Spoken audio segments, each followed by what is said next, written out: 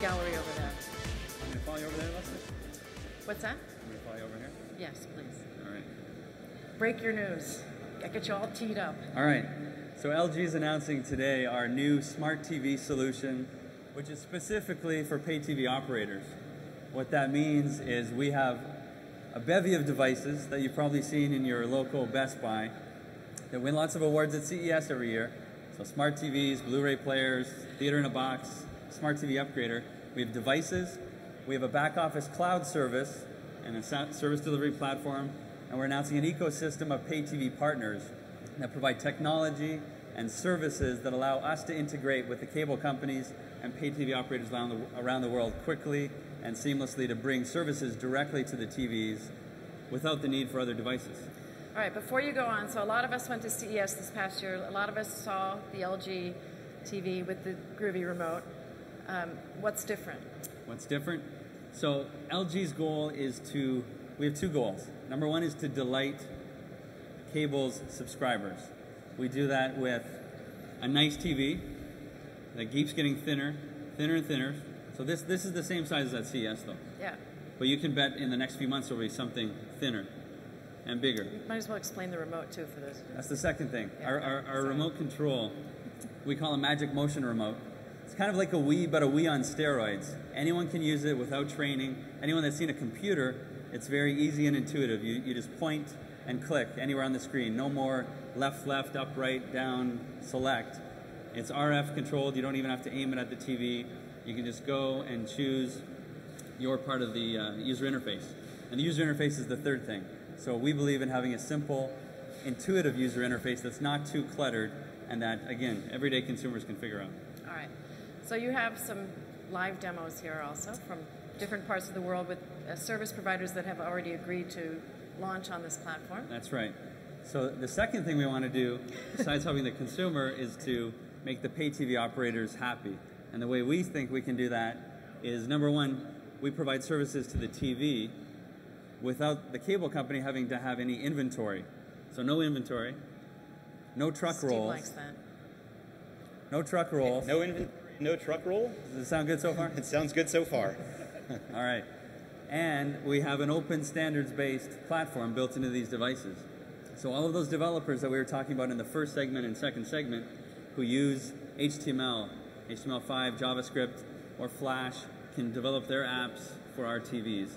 And that's what I'll show you. These four devices, or four services here, I'll show you a couple of those, but it's a bit unprecedented for your show, these services. Okay. Why? Are they going to be grossed out or something? No. So number one, there's actually nothing fake here at all. Is that a joke? There's nothing fake. This is real services that are Right. launched. Yeah. And number two, we're going to hit 3 different continents from here. Okay. So first off, we're going to go look at linear TV on an LG Smart TV deployed down in Australia. So you have a live feed to this place in Australia. Yeah, so there's a service provider in Australia named Telstra. And so we worked with Telstra to put linear TV service into the Smart TV without a set-top box. Mm-hmm. So we worked with them to look at their user interface guidelines, their colors, and using HTML, develop this user interface. And as you see here, it'll take a second for the video to come in, but what you'll see is live linear television. The time in Australia, if anyone's worried, is 5:43 a.m. down there. Tomorrow. On Thursday. It's no longer your birthday. It's no longer my birthday. I'm sorry. Kurt, do you know how they're delivering the video across the internet? Is that fragmented MPEG-4? This is H.264, and we work with different partners, as I mentioned, in our ecosystem. So this specific service is using Widevine adaptive streaming. So we have different security partners at different pay TV operators. So here, does it come preloaded, or once I buy this and bring it home and hang it on the wall, am I prompted to download an app for that operator? Is that so basically our preference is, because we don't know necessarily when the TV is sold where it's going to end up. Yeah. Yes, that's where our service delivery platform comes into play. Depending on which pay TV operator you activate with, then we'll provision the correct apps down to the TV. Okay. Okay.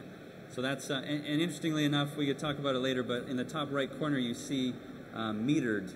So Telstra, right. Like Canada, Australia, there's broadband caps. So if you're outside of your Telstra network and you use this, it's going to be a metered service. If you're inside the network, it's unmetered. It does not count towards your bandwidth. So let's pop over to a VOD service in Europe. Okay. Okay. Where in Europe? Oh, I know this. Wait. Sweden. Today we're going to look at Sweden. So everyone that speaks Swedish, take a look up here. LG has an arrangement with an operator in the Nordic countries to bring their VOD services, their Hollywood content, to LG Smart TV in 5 countries. This one's Sweden. Many of us have seen VOD user interfaces before. This is quite similar, even in the far north of Europe. But basically, based on knowing who the user is, there's a recommendation engine, certain content is suggested, or the user can go and choose their genre. And again, this would stream then to the LG TV. Now this service is geo-blocked. It's premium Hollywood content, so we cannot view the content here. But there's other menus down here that say things like Kundtjänst. Of course. Yeah. Or my favorite, Sök, which means search. So all the functionality you'd expect in a VOD experience that's on your set-top box today, we've crammed into the device hanging on your wall. No ugly wires. I'm just thinking that might be the cake. All right, Bill. Here comes your... Then let them eat cake. Thanks, Bill. Okay. That was cut pretty fast. Yeah. Okay. Help yourselves. So the last service I wanted to spend a minute on was a service we announced yesterday at a press conference in Dubai. So the largest service provider in the Middle East, Etisalat, has a wireless business and a wireline business, over 100 million wireless subscribers. So we're going to go to their service here. They're also installing fiber in all of the United Arab Emirates.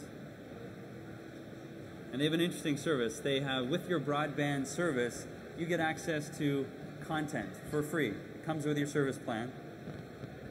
And there's a wide variety of different content. One of our content partners has worked with Etisalat to build this.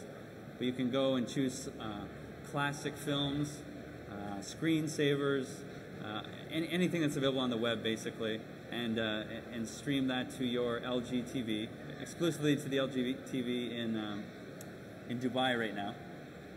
But the very interesting thing, I believe, is Etisalat wants you to upgrade your broadband service. So you get some content for free, and you're encouraged to move to a higher premium tier, so the operator is very happy.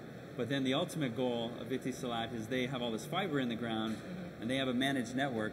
They can transition your service from an OTT, unmanaged web content to premium IPTV service without a truck roll, just by throwing a provisioning switch in the back office. And the same LG TV now can support IPTV seamlessly. So if anyone here was an operator and wanted to say, yeah, I want to do this, what's the go-to-market plan? Like, how do you do this, in reality? So how you do it in reality? Yeah, I mean, obviously it's reality. I didn't mean like it was. That's one of the differences in this demo. I know. This is reality. Yeah. Okay. No, so we sit down and we talk about what are your requirements, what are your needs. Do you want to add VOD services in these millions of televisions that LG ships around the country? We talk about that, linear TV, and again, some operators, the rights come into account here. So depending on what you can do with your rights, we can support that nationwide, even in Canada. Even in Canada. Ed McMahon? I got to say that is a very impressive demo. I've seen a lot of live demos. I've never seen a transcontinental live demo done at a trade show before, so it's pretty clear you guys have a concession token. Yeah, there you go. We need to give one to the guy back there that's been married for more than 30 years too. Okay. Yeah. And so that's the Smart TV solution for pay TV operators. All right. Questions from the audience? Even though it's a TV stream? Yeah. This gentleman. Right here, was that a question? This will work with any cable TV system? Yes, so we have delivered content to the TV in a few different ways with a few different operators. IP is one way, is the most common way, but we have integrated with operators before that would like to develop a more robust user experience on this TV that controls an external device, such as a set-top box, and then it's QAM-based with an HDMI cable or a traditional cable connection. And is that a DLNA connection? Which one? if you do it through a QAM-based device, are you controlling that device through DLNA, or? I'll have to check with my engineers on that. Okay. We support DLNA, but I'll have to check specifically for that, Steve. So the point is that. So if you, repeat the question. So the question was that if this gentleman goes to Amazon or Best Buy today and buys his new LG TV, it arrives at his house, can he just plug it in and have some kind of easy activation?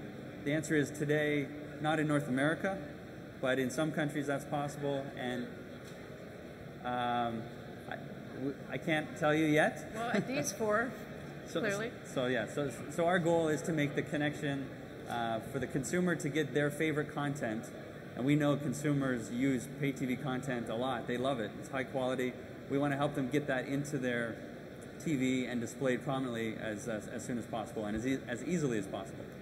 All right, so to wrap this up, first of all, thank you again to Yvette and Arthur and Steve for the cake. Please come eat some. All of you come and get a piece of cake. But to close this out, the point of this whole panel was to show where the cable industry is going next. So today's set-top boxes start to embrace the open standards of the web, HTML5, DLNA, DTCP, IP. I just like saying them because I can, DRM. And ultimately, DLNA. And then ultimately you get to this point here where the set-top and its features are already inside the television set. That's where the industry is heading with this transition to IP. So let's thank Steve and Kurt. Thank you, Leslie. Well, I don't know what happens after this, but there's more to come in the park. 2:30 is the next show in the park after this brief commercial break.